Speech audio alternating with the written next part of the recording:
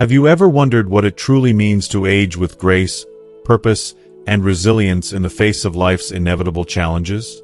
Aging isn't just about growing older. It's about embracing the later years with strength, finding meaning in solitude, and navigating loss with courage. In this video, we dive into the heartfelt journey of Jack Thompson, a 62-year-old man who faces the joys and heartaches of aging, from the profound loss of his beloved wife to the creeping isolation as his children build their own lives. His story is deeply personal, yet it mirrors the universal struggles and triumphs we all encounter as time marches on. Why should you watch until the end? Jack's experience offers invaluable lessons on coping with loneliness, rediscovering connection, and making tough decisions, like moving to a nursing home, with peace and confidence. You'll meet Laura, a woman who unexpectedly enters his life, teaching him to embrace aging with resilience and hope. This video isn't just a story, it's a roadmap for cherishing relationships, finding independence, and living fully, no matter your age. Whether you're in your 60s, 70s, or beyond, Jack's insights will inspire you to face life's obstacles with strength. Don't miss out. Subscribe, hit the notification bell, and leave a comment to share how this resonates with you. Watch to the end for wisdom that could transform how you approach your journey through life's later chapters. If you are not subscribed, subscribe and activate the notification bell so you don't miss any videos. Your support means a lot to me, and if you enjoyed this video, you can help me continue spreading the valuable lessons by liking and sharing it. If you like the topic of this video, please comment 1. If you don't, please comment 0 to let me know how I can improve and make better videos for you. Now, let's begin. I had always dreamed of retirement as this golden moment, a time when I could finally set down the burdens of decades of hard work and truly savor the fruits of my labor. For years, I planned every detail meticulously, carefully saving and preparing, with a quiet confidence that someday, the future would arrive exactly as I envisioned it. I imagined peaceful mornings filled with leisure, afternoons spent on hobbies long neglected, and evenings wrapped in the comforting presence of family. But, as life has a way of reminding us, it rarely unfolds according to our carefully laid plans. Instead, it blindsided me with an unexpected curveball. I had to retire far earlier than I ever dreamed possible. Thank goodness I had always been prudent with my money, watching every expense, stashing away savings, and preparing for those unforeseen storms. Financially, I managed to hold my ground, and for that, I was grateful. But there was a deeper, more aching part of retirement I had never prepared for, the overwhelming silence that now consumed my days and nights. It's a silence so heavy, so pervasive, it seemed to seep into my very bones, wrapping itself around my heart and squeezing tightly. There was a time when my home was alive with joy and warmth. My son, Adam, and my daughter, Emily, were the center of my universe, their laughter echoing through the halls, their energy filling every corner of the house. They had grown into wonderful adults with families of their own, thriving in their separate lives, and naturally, their visits became less frequent. I'm immensely proud of the people they became, but I can't help but ache for those days when the house was bustling, when the pitter-patter of little feet and the sweet chaos of family gatherings were constants in my life. And then, heartbreak struck. A few years ago, my dear Sarah, the love of my life, my steadfast companion through every joy and hardship, passed away after a long and painful illness. Her absence left a void so immense that no amount of time seemed capable of filling it. It was as if the soul of the house had left with her, and with it, my sense of peace. As months turned into years, my children, once so close, became increasingly absorbed in their worlds. Their visits dwindled, their voices on the phone less frequent, and the days when the house was full grew ever more distant. I found myself sinking deeper into solitude. One afternoon, I remember sitting alone on the sofa, engulfed in the stillness of my empty home. The silence was suffocating, swallowing me whole, and I could hear nothing but the steady beat of my own heart and the faint hum of the distant world outside. Each room, once bursting with life and warmth, now echoed with loneliness and a deep, aching sorrow that settled inside me like a cold shadow. In that moment, I tried desperately to push those feelings away, to hold on to the hope that they would pass. But then the phone rang. It was Adam. His voice was hurried, touched with worry. "Dad, are you staying home tonight? There's some urgent work, and I might not be able to come by," he said. I caught a flicker of disappointment deep in my chest, but I swallowed it down. I understood. He had a busy life, a family to care for, and responsibilities that couldn't be postponed. I didn't want to be a burden, so I forced calm into my voice. "It's fine, Adam. Don't worry about me. Take care of your work. I'm okay here." After I hung up, an emptiness spread through me, hollow and cold. It felt as though the world was moving forward without me, leaving me behind in the quiet shadows. I had devoted so many years pouring my heart and soul into building a life for my family. Yet now, in this unexpected chapter of my retirement, without Sarah's comforting presence and with my children wrapped in their own busy lives, I was left alone to face the vast silence.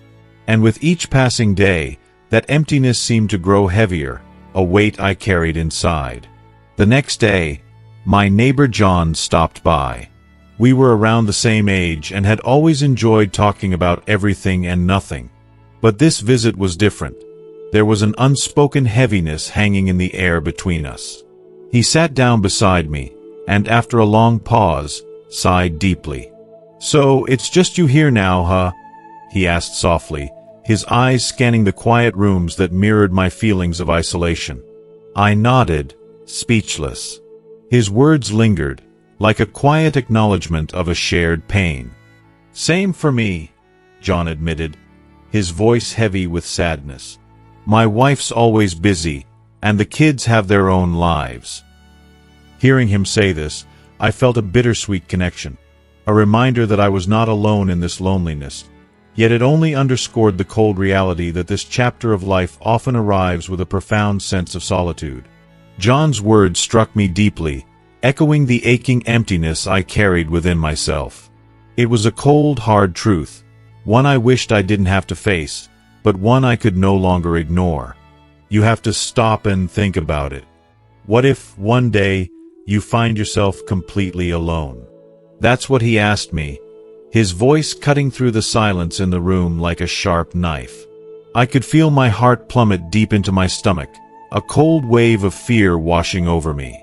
The thought of being utterly alone in this vast, empty house, no friendly voices, no familiar footsteps, no one to simply check in on me, was unbearable. His question echoed relentlessly in my mind, haunting me like a shadow I couldn't escape. What if I'm left all alone? What will I do then? The uncertainty clawed at me, stirring a restless anxiety I couldn't shake no matter how hard I tried. A few days later, Emily came over with her son, Noah. She carried with her a basket of his favorite childhood dishes, maybe hoping that the comfort of familiar food would lead to a longer visit. But as soon as she stepped inside, she was already rushing to explain herself, her words tumbling out in a hurried breath. "Dad, I'm just dropping by so Noah can see you for a little while, but then I have to go pick up Tom." I noticed how her eyes flickered nervously from the clock to the door, and the worry etched deep into Noah's young face broke something fragile inside me. I forced a smile, but it barely masked the ache tightening in my chest. "Go ahead, take care of what you need to," I said, trying to sound strong, though my words felt hollow and empty as they left my lips. Before I could even settle into the moment, Emily was already pulling Noah towards the door, leaving me standing there, watching, helpless. The sound of their footsteps faded slowly into silence, and suddenly the house felt even colder, the emptiness pressing down on me like a weight I couldn't lift. Tears welled up in my eyes, unstoppable and raw. The crushing feeling of abandonment settled over me, heavy and suffocating. That night, as I lay alone in the quiet darkness, the question lingered in my mind with painful clarity. What am I supposed to do if I'm left all alone? I realized I couldn't go on living like this, trapped in a lonely existence that drained every ounce of joy and hope. Something had to change. A few days later, I met John at the park for a walk. We found a bench and sat down, watching people pass by, their lives rushing forward in a blur while ours felt stuck in slow motion. I turned to John, my heart weighed down by everything I'd been carrying. "You were right about everything," I confessed, my voice thick with emotion. "I've been thinking a lot about what you said. At our age, if we end up alone, how do we even manage?" John nodded slowly, his eyes soft with understanding and compassion. "I've been thinking about it too," he said quietly. "We can't wait for the last minute to prepare. There are things we have to get in order now, before it's too late." He spoke with calm certainty, his voice steady and somehow comforting. "The most important thing is to make sure we're financially stable. We need enough to cover food, bills, medical care, everything we'll need to survive without struggle." His words hit me hard. It was a truth I'd long avoided facing. No matter how careful I'd been with money, aging always brings unexpected expenses. Doctor visits, emergencies, the small crises that pile up when you least expect them.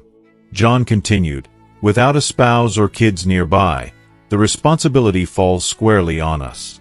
We have to take care of ourselves because no one else will be there in the way we need." Those words resonated deeply. It was a reality I could no longer ignore, a call to action wrapped in quiet courage. It was a hard truth, painful, raw, and unavoidable, but it was the reality we both had to face, no matter how much we wished it weren't so. In that moment, I felt something stir deep inside me, a surge of determination and hope that I hadn't realized was still there. Maybe, just maybe, the future didn't have to be as bleak or lonely as it seemed. Maybe there was still time, not to turn back the clock, but to prepare, to take control, and to create a plan that would allow me to live my later years with dignity, purpose, and even joy. But one thing was absolutely clear. I had to act now, before the silence in my home grew heavier than my heart could bear. If you're still watching this video and these lessons resonate with you, please drop a comment below. Let me know you're still here with me, walking this difficult path together. Living alone has taught me something no amount of love or care for my children can fill. They simply can't always be there when you need them most. It's a harsh truth that feels like a cold gust of wind on a warm, sunny day, unexpected and piercing. "We have to become more independent," he said. Those words echoed in my mind long after he spoke, as if they were meant for me alone. We have to take care of ourselves, stay active, and never isolate ourselves. For years, I had poured my heart and soul into caring for my children, putting their needs above my own. But in doing so, I had slowly let my own life slip away, unnoticed. The years passed, and here I was, stuck in a cycle of watching television, sitting in a room that felt less like a home and more like a cage. I was alive, yes, but not truly living. The isolation was a quiet thief, stealing my happiness and slowly chipping away at my health. That realization hit me like a slap to the face. I could no longer live this way. My well-being, my happiness, everything depended on me making a change.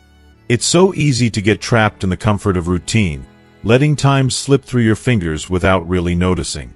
But deep inside, I knew that this path was only leading me toward decline. Poor health, loneliness, and regret. So I made a choice, a difficult, scary choice, to change my habits. No matter how daunting it seemed at first, I had to start somewhere. Each morning, I forced myself to take a short walk to the park. It wasn't much, but it was a step. My first step toward reclaiming control of my life. In the evenings, I found myself at the community center, playing chess and sharing stories with other seniors. At first, it felt awkward, and the weight of loneliness tugged at me, trying to pull me back into my shell. But slowly, with every smile exchanged and every friendly conversation, I felt my life grow richer, more vibrant. Yet even with all these new activities, a gnawing emptiness lingered inside me. Every night, lying in bed and staring at the ceiling, the same terrifying question haunted me. Who will be there when I'm sick? When I need someone to listen, to hold my hand, to help me through the tough moments? The silence of the empty room amplified those fears, making them feel unbearable. I had always been content living alone, but now I couldn't ignore the longing for companionship. Not someone to take care of me, but simply someone to share the quiet moments, to shoulder the burdens of growing older together. But guilt would crash over me like a wave. My wife, Sarah, had only recently passed away, and any thought of moving on felt like a betrayal of her memory. How could I let go of the love and presence that had filled my life for so long? If you are still watching this video and find these lessons useful, please comment 1 below to let me know that you are still here with me. Still, try as I might to bury these feelings, loneliness grew stronger every day. After much hesitation, I finally reached out to my old friend John. When I shared my struggles, he listened quietly, eyes full of understanding. His silence spoke volumes. "I get it," he said softly, his voice full of compassion. Those simple words were like a lifeline, a reminder that I wasn't alone in this. And maybe, just maybe, there was hope yet for connection, for healing, and for a new chapter worth living. After my wife Sarah passed away, I found myself sinking into a loneliness I hadn't fully understood before. At first, I thought I didn't need anyone else. Not someone to depend on or lean on, but simply someone to talk to, someone who could share the highs and the lows of life with me. Someone to be there during those quiet, difficult moments when the weight of solitude felt unbearable. It's strange how easy it is to convince yourself that solitude is enough, but deep inside, there's this aching void that longs for connection. One day, a friend said something that struck a chord deep within me. We don't need someone to replace the ones we've lost. We just need someone to ease the ache of being alone. Those words brought a strange kind of comfort, one I hadn't even realized I was missing. It wasn't about finding a replacement for Sarah. No, one could ever fill her place in my heart, but about softening the sharp edges of loneliness that had crept in and settled there. Slowly, almost hesitantly, I began to open my heart to the possibility of companionship again. That's when I met Margaret, a spirited elderly woman who, like me, lived alone. Her vibrant optimism and zest for life were like a fresh breeze that swept through the dusty corners of my existence. Meeting her felt like waking up after a long, restless sleep. We bonded quickly, sharing stories of the bittersweet experiences of living far from our children, and the loneliness that too often comes with it. Margaret's spirit was alive with adventure, something I hadn't felt in years. She was always out exploring, visiting new places, and embracing life in ways I had forgotten to. Watching her, I realized how much I had missed, how much joy had slipped through my fingers while I remained trapped in grief and isolation. Her presence brought a light back into my life, a gentle glow that softened the shadows.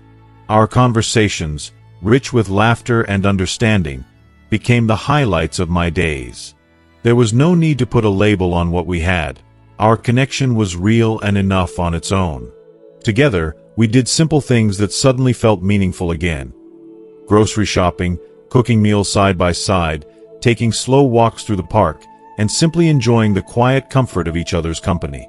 The house, which once echoed with silence and absence, was now filled with warmth and the steady rhythm of two lives quietly intertwined. One night, when I fell ill with a fever, I was reminded just how profoundly important it is to have someone by your side. Margaret was there instantly, her care so tender and earnest it almost brought tears to my eyes. She fussed over me with a gentle touch, fetching medicine, cooling my forehead with a damp cloth, her hand steady and sure despite the worry in her eyes. She called Adam, my son, urging him to come and take me to the hospital. When Adam arrived and saw Margaret's devoted care, his surprise was clear. He looked worried, of course, but I could see a flicker of relief knowing I wasn't alone. I smiled faintly and reassured him, "I didn't want to trouble you. You have your own life, and Margaret is taking excellent care of me." Adam hesitated, torn between concern and gratitude, but he insisted on taking me to the doctor. It was just a fever, nothing serious, but having someone there to care for me made all the difference. That night, lying in bed, I watched Margaret move through the house, quietly taking care of everything. The place no longer felt like just where I existed. It was home again, full of love, tenderness, and companionship. The emptiness that had haunted me was replaced by something far more profound, a gentle love that brought peace and comfort in the twilight of life. Our bond wasn't the passionate fire of youth, but a steady flame that warmed the cold edges of loneliness. Margaret was no longer just a companion. She had become my light in the darkness, a reminder that even in old age, we don't have to face the world alone. But as time passed, life's complexities unfolded in ways neither of us expected. One quiet day, Margaret received a phone call that shook the foundation of our fragile happiness. Her son, her beloved child, was getting married, and he wanted her to come live with him and his new family. When she told me, I felt a surge of bitterness rising inside, a wave of sadness and fear I fought hard to contain. I smiled weakly, wanting to be supportive, though my heart was breaking. "Your son is getting married." "That's wonderful news," I said, my voice barely steady. Behind that smile, I was grappling with the fear of losing not just Margaret's company, but the warmth and love that had become my lifeline. "It's a good time for you to be with your children," I told her gently, hoping she would understand. But when Margaret looked up at me, her eyes clouded with uncertainty and a flicker of sadness, I knew this was far from easy for her. There was an invisible storm raging behind those eyes, a silent struggle between what her heart longed for and what life was asking her to do. Her voice came out barely above a whisper, fragile and trembling with emotion.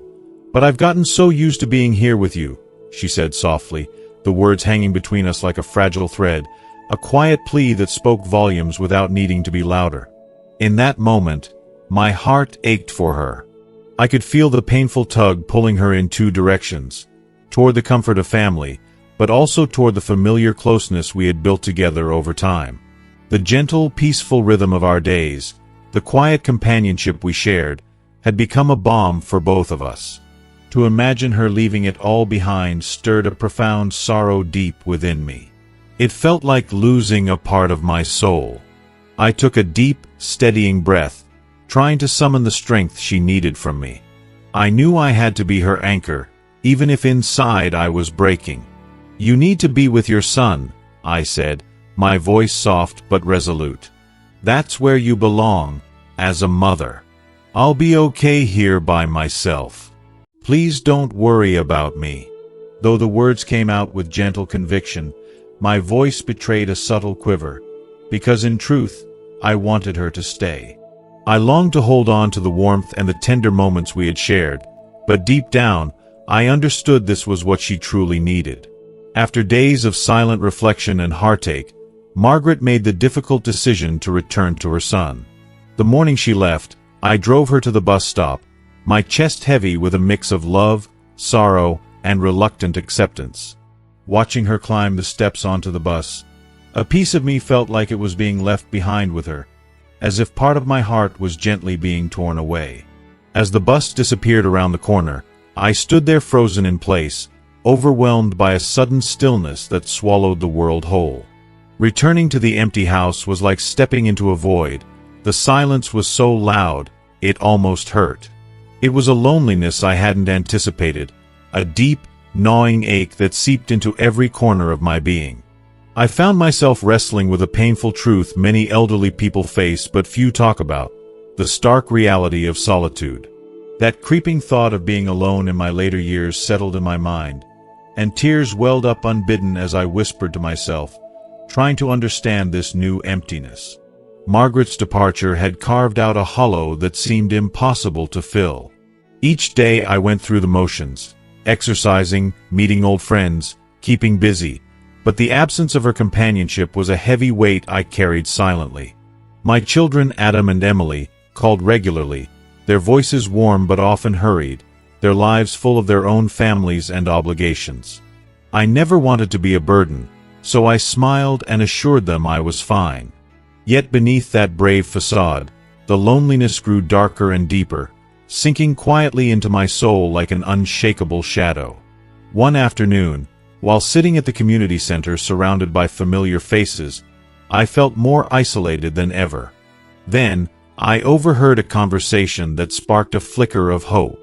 A group was talking about the possibility of moving into a nursing home, a place some feared, but others embraced. Suddenly, it struck me like a bolt of lightning. Could this be the answer? A place where I might find peace and connection, where the ache of loneliness could be eased. The very next day, I called Adam, my heart pounding as I spoke the words aloud, hoping he would understand. There was a long pause on the other end before he finally answered, his voice laced with concern. "Dad, are you sure about this? Moving into a nursing home, doesn't that feel cold to you?"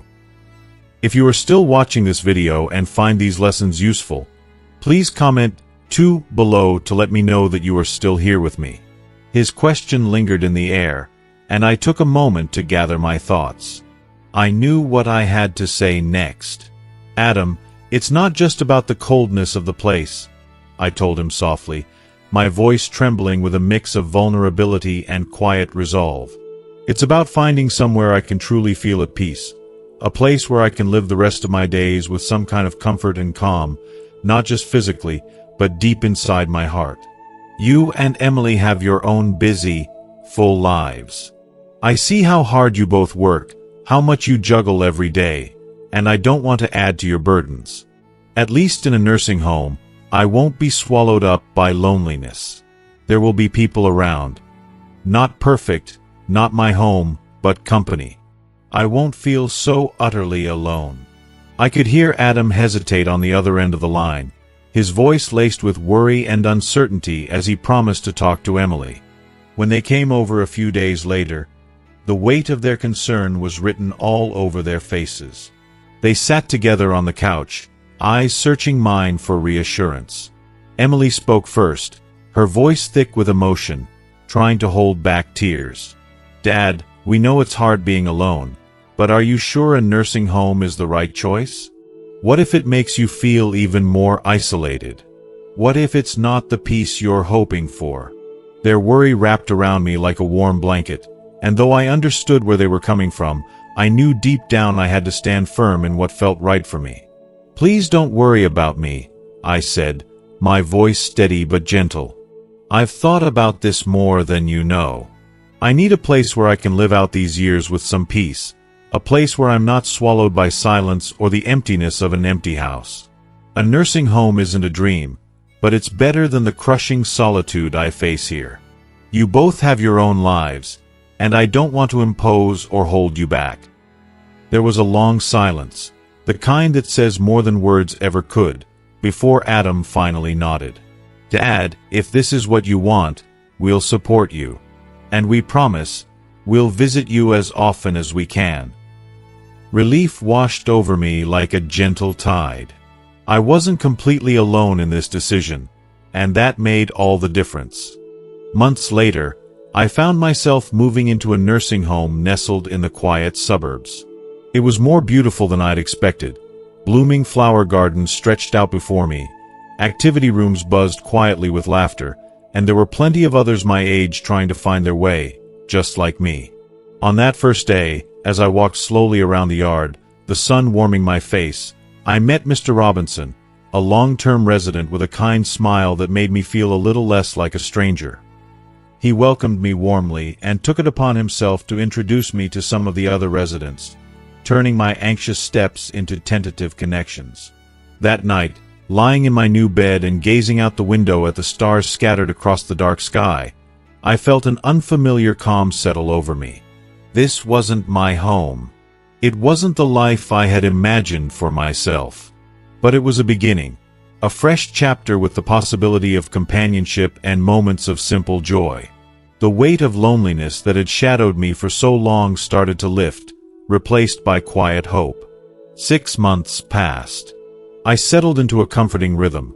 meals shared with friends, gentle exercises, conversations that stretched into laughter, moments of silence that no longer felt heavy. The crushing isolation I'd feared had softened. I found purpose in small pleasures, a game of chess, watching the seasons change in the garden, exchanging stories in the common room. Those daily rituals became my sanctuary, a space where peace and connection intertwined. My children, Adam and Emily, called often. Their voices carried a tenderness and worry that I knew came from love. "Dad, are you adjusting okay?" they asked repeatedly, as if hearing reassurance would ease their fears. And I told them, time and again, "I'm doing well. Nothing is missing. You don't need to worry about me." I wanted them to know that I had found my place, my peace, even if it was not what they imagined for me. Deep down, I knew they couldn't fully understand the solace I had embraced in this quieter life. Then, one ordinary afternoon, as I sat in the sun, letting its warmth wash over my face and soothe my soul, the phone shattered the calm. Adam's voice came through, trembling with urgency and dread. "Dad, I've got some bad news," he said, barely holding back the tremor in his tone. "Mrs. Robinson was in a car accident. She's in the hospital." His words hit me like a sudden, sharp blow, a physical ache deep in my chest. The fragile thread of comfort I'd woven began to fray. But even in that moment, I was grateful you're still here, listening and sharing this journey with me. If you're watching and these lessons resonate with you, please comment below with 2 things you've learned so far. Let me know you're still here with me, because sharing these moments makes them lighter, and together, we find strength. My heart suddenly skipped a beat, and for a long, terrifying moment, I couldn't draw a single breath. The phone almost slipped from my trembling hand as shock froze me in place, gripping me so tightly I felt utterly paralyzed. I had to gather every ounce of strength just to steady myself, sinking on the edge of the chair, my mind struggling to comprehend the overwhelming weight of his words. "What happened? How is she?" I managed to whisper, my voice fragile and barely audible, panic quietly rooting itself deep inside me. Adam's voice faltered, heavy with the gravity of the moment, as he spoke again. "I just got the news and rushed here as fast as I could. Do you want to come to the hospital?"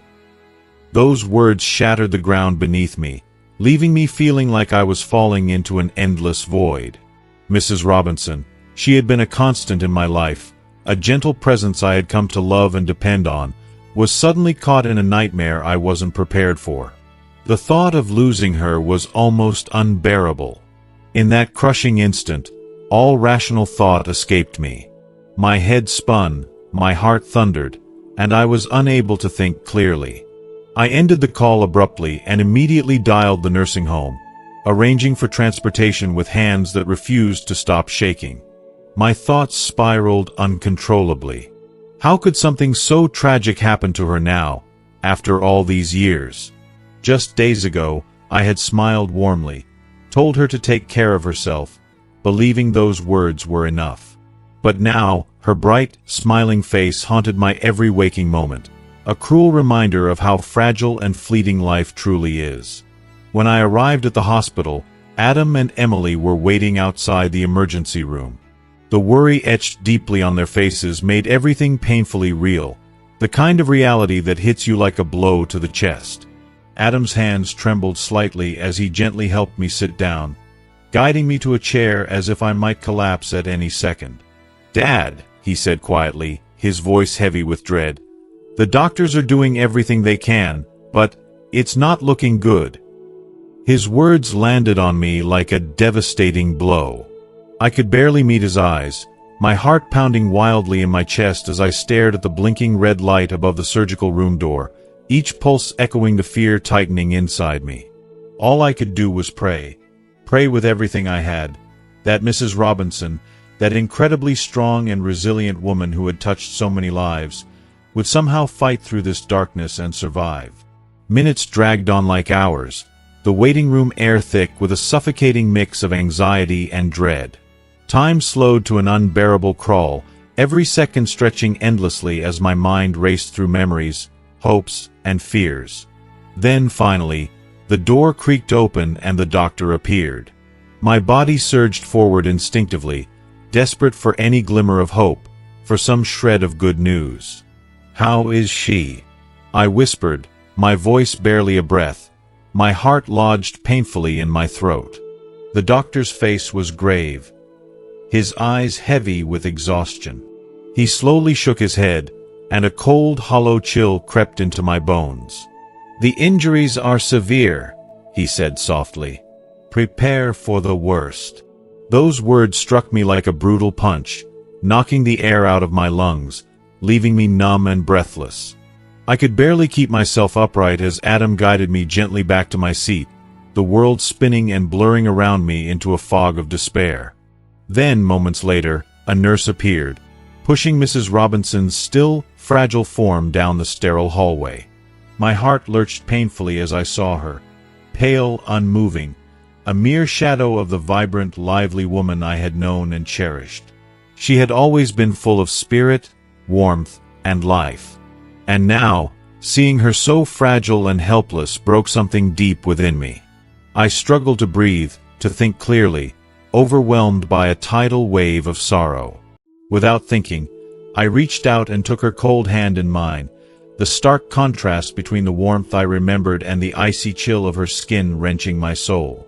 "Please, Mrs. Robinson," I whispered, my voice cracking under the weight of my grief, tears blurring my vision. "Please don't leave me. You promised.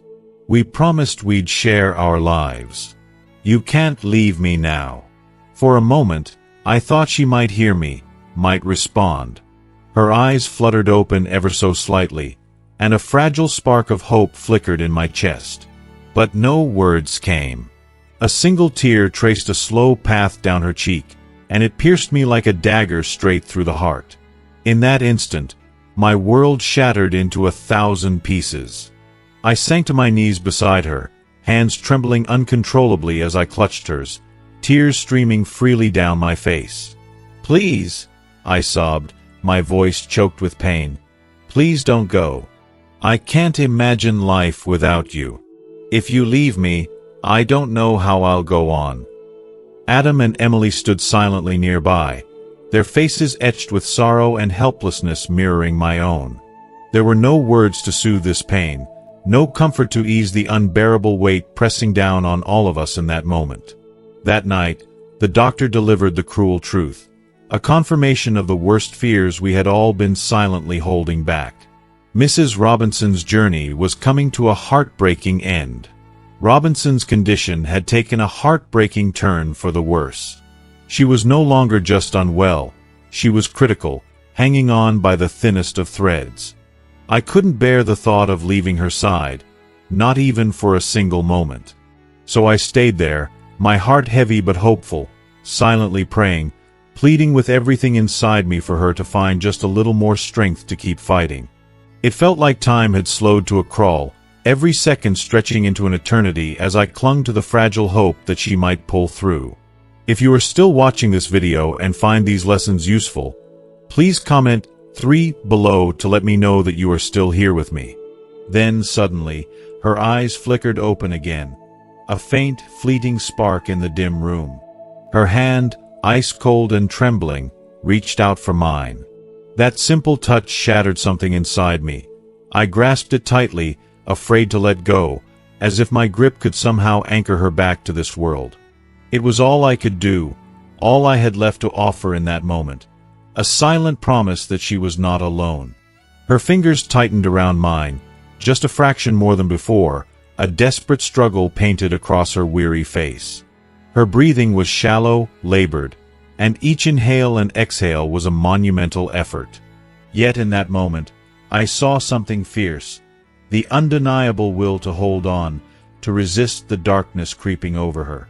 Then, in the quietest whisper, barely audible yet etched deep into my soul, she spoke, "Mr. Thompson, live well." Her voice was fragile, like the last flicker of a dying candle, so delicate it almost slipped away before I could catch it. And then, with one final soft exhale, Her hand relaxed in mine, and her tired eyes fluttered closed for the very last time. A part of me wanted to scream, to beg, to shake her gently and plead for just a few more moments. Just one more breath, one more chance to hold on to the person who had meant everything. But she was gone. The crushing silence that followed was unbearable, freezing me in place, weighing down every fiber of my being. My chest felt like it was caving in, my heart splintering into 1,000 jagged pieces that no time could ever heal. "Mrs. Robinson, don't go," I whispered through tears that refused to fall, my voice thick with raw, desperate sorrow. "Please don't leave me." But there was no answer. Only the cold emptiness of her absence filled the room, a chill deeper and harsher than the coldest winter night. Words failed to capture the hollow ache that swallowed me whole. It was as if my very soul had been wrenched from my body, leaving behind a shell barely recognizable as myself. Mrs. Robinson wasn't just a friend. She was my anchor, the one person who saw every part of me, the good, the broken, the hidden, and loved me unconditionally. Losing her felt like losing a piece of my own heart, a cruel reminder that life's fragility spares no one. The world suddenly felt cruel, unforgiving, and unbearably lonely without her presence. The days that followed were a blur of numbness and sorrow. I stumbled through each morning as if walking through a dense fog that swallowed any chance of joy or peace.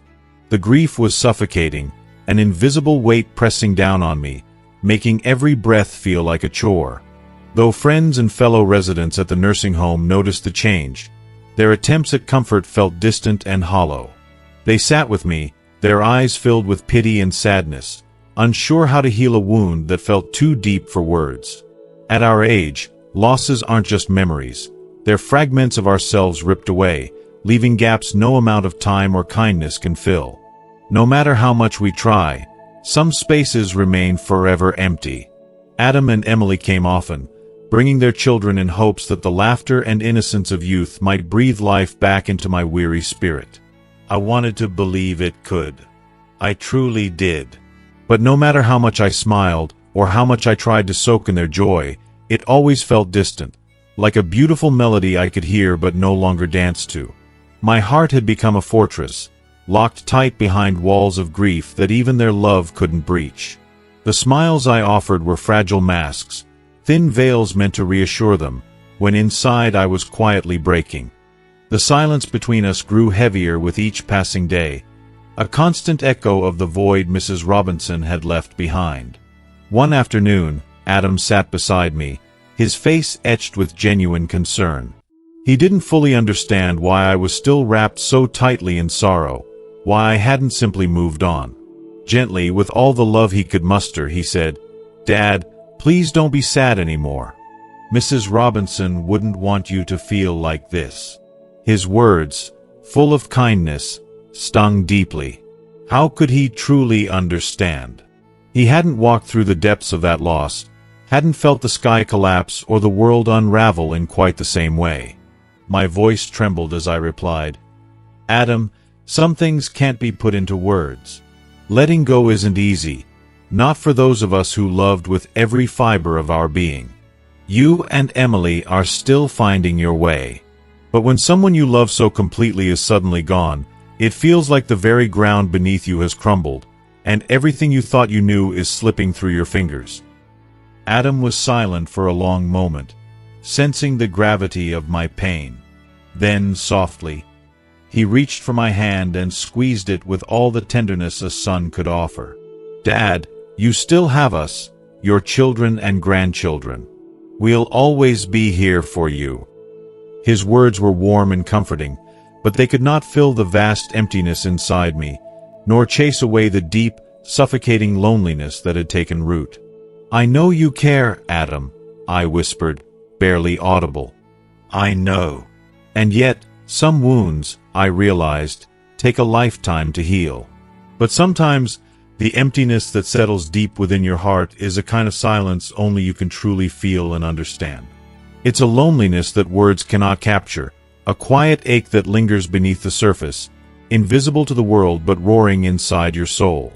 A few days later, as I wandered through the nursing home garden, hoping to lose myself in the gentle embrace of nature's quiet beauty, I noticed a new face among the familiar paths. It was an older man, his features weathered and worn, his eyes shadowed with the same kind of sorrow and profound loneliness that had gnawed at me when I first arrived here. In that instant, a sharp pang of recognition struck me, like seeing a reflection of my pain staring back at me. Without thinking, I moved toward him, slowly, with a tenderness born of my longing. I reached out, gently placing my hand on his shoulder, silently offering him the comfort and connection I had desperately craved. "Are you new here?" I asked softly, my voice barely more than a whisper. "Would you like to walk with me?" He looked at me, his lips not quite parting, but in his eyes, I saw something I hadn't felt in a long time. Gratitude, a flicker of hope. So we walked together, side by side, through the quiet garden, letting the stillness speak for us. There was no need for words. A profound understanding passed between us, an unspoken acknowledgement of the shared burdens of age, loss, and loneliness. Two wandering souls, navigating the final chapters of life, find solace simply in the presence of another. That night, lying awake in the stillness of my room, my thoughts drifted again to Mrs. Robinson. Her gentle voice, soft and kind, seemed to echo in my mind like a warm melody. Her smile, her comforting touch, those precious moments with her had become the most treasured memories I held close, fragments of light in the darkness of absence. The thought of life without her by my side was almost unbearable, a vast emptiness that seemed impossible to fill. Yet, as I closed my eyes, a comforting truth settled over me.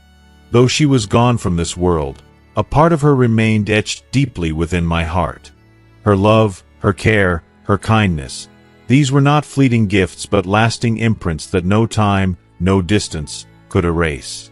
And in that quiet realization, the weight of my loneliness softened, just a little. It didn't disappear, but it felt less like a crushing burden and more like a gentle whisper, a presence that held me steady. Maybe, for now, that fragile solace was enough. Mrs. Robinson's passing plunged me into a sorrow so profound it felt endless. Yet, her life had taught me a lesson far greater than grief: the irreplaceable value of every connection we make. Whether with family, friends, or even those brief encounters with strangers, these bonds are the threads that weave meaning into our days. They fill the hollow spaces in our hearts and remind us that we are never truly alone. Each relationship, no matter how small or fleeting, is a vital stitch in the tapestry of our lives. It is through shared laughter, struggles, tears, and love that we find the true richness of existence.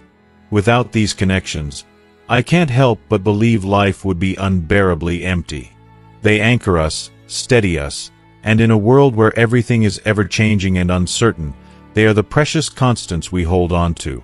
The morning after her passing, I stood alone in the garden. The sun warmed my face, the breeze softly whispered through the trees, but inside me, a profound emptiness lingered. It was in that quiet solitude that I understood a vital truth. Nothing in this life lasts forever. But the love we give and receive, the genuine moments of connection and kindness, we carry those with us, always. They become the strength we draw upon when life's storms threaten to overwhelm us. That love endures, a bright beacon piercing through the darkness of loss and loneliness. It guides us forward, even when the world feels heavy and unforgiving. Spiritual strength, I've come to realize, is not about invulnerability, but about the courage to keep loving, to keep connecting, and to keep moving forward despite the pain. It is this internal fire, fueled by love and human connection, that sustains us through the hardest trials. As the great Japanese author Haruki Murakami once said, "I always thought that people age slowly." But perhaps what truly changes is not the pace of time, but how deeply we feel every fleeting moment, the bittersweet blend of love, loss, and hope that colors the later chapters of our lives. If you are still watching this video and find these lessons useful, please comment below to let me know that you are still here with me. Life's most precious moments are often fleeting, delicate sparks that flicker briefly against the vast backdrop of time. They are temporary, fragile glimpses of connection that matter more for the feelings they stir in the present than for any lasting permanence we might have once dreamed of. As the days rush by with relentless speed, the lines between past, present, and future start to blur, weaving together in a tapestry that can sometimes feel both beautiful and bittersweet. It hits you quietly, like a soft ache in your chest. The realization that the people who once stood as unshakable pillars in your world, the ones who felt irreplaceable and eternal, have changed in ways you didn't expect or have slowly drifted away, slipping through your fingers like grains of sand. Even the memories you cherished most, those vivid snapshots bursting with life and color, begin to fade gently with time, losing their sharp edges and vibrant hues until they feel like distant echoes of a life once lived. It's heartbreaking to witness, but also strangely inevitable. As you live more years and gather more experiences, you come to understand that life, this intricate dance of joys and sorrows, is never simple or static. It's a continuous cycle of beautiful beginnings and painful endings, of hope rising and falling like the tide. Accepting this truth can be one of the hardest lessons of all. Deep inside your soul, there's a struggle to find peace with the impermanence of everything you hold dear. Yet, paradoxically, with that acceptance comes a quiet kind of calm, a surrender to the natural flow of change. Some things that once gleamed so brightly in your eyes lose their shine, and no matter how much you want to hold on, you realize you must let them go. The small irritations, the moments you might have once fought to fix or criticized endlessly, begin to dissolve into the background noise of life. You learn, sometimes with a painful humility, that some things simply are. They exist as they are, indifferent to your wishes or resistance. Life does not ask for your permission to change. It moves forward relentlessly, shaping you and your world in ways beyond your control. People will disappoint you. This is a hard, bitter truth I've come to live with. And sometimes, even more painfully, you disappoint yourself. The generous kindness you offer can be met with indifference, or worse, with expectation and entitlement, leaving you feeling hollow, as if the love and care you poured out were invisible or taken for granted. Those who once needed your love and attention may begin to see it as a guarantee, something always there, like the air they breathe, never truly appreciating the effort behind it. From personal experience, I've learned the importance of guarding my heart, of treating myself with a tenderness I once reserved only for others. I've had to grow firmer, sometimes even colder, not out of bitterness but as a necessary act of self-preservation. It's painful to draw boundaries, but it's a vital step to protect your well-being. As the years pass, disappointment ceases to be a rare visitor and instead becomes a frequent companion on life's winding road. The more you invest, yourself, your hopes, your love, the more vulnerable you are to being let down. And yet, within that vulnerability lies a strange and profound beauty. It is proof that you are still alive, still daring to hope, reaching beyond what is comfortable and certain. Over time, I've realized how unwise it is to stake everything on a single hope or a single person. Hope is a double-edged sword, powerful and uplifting, but also a potential source of deep sorrow when expectations fall short. Learning to navigate this delicate balance between hope and acceptance is a lifelong journey. There are moments when you must fight with every ounce of your strength, pushing forward through doubt and fear. And there are moments when the bravest thing you can do is step back, take a deep breath, and simply let life unfold as it will, without trying to control every outcome. The secret lies in this dance, knowing when to hold on tight and when to release. When you master this balance, you begin to worry less about winning or losing, gaining or losing. Instead, you focus on how you carry yourself through it all, with grace, resilience, and an open heart. Because in the end, life's true measure is not what you accumulate, but the courage with which you face each challenge and keep moving forward. After all the love, the heartbreak, the soaring hopes, and the crushing disappointments, I've come to embrace one profound truth. The only way to avoid true failure is to rely on yourself. Yes, having others by your side is a comforting blessing.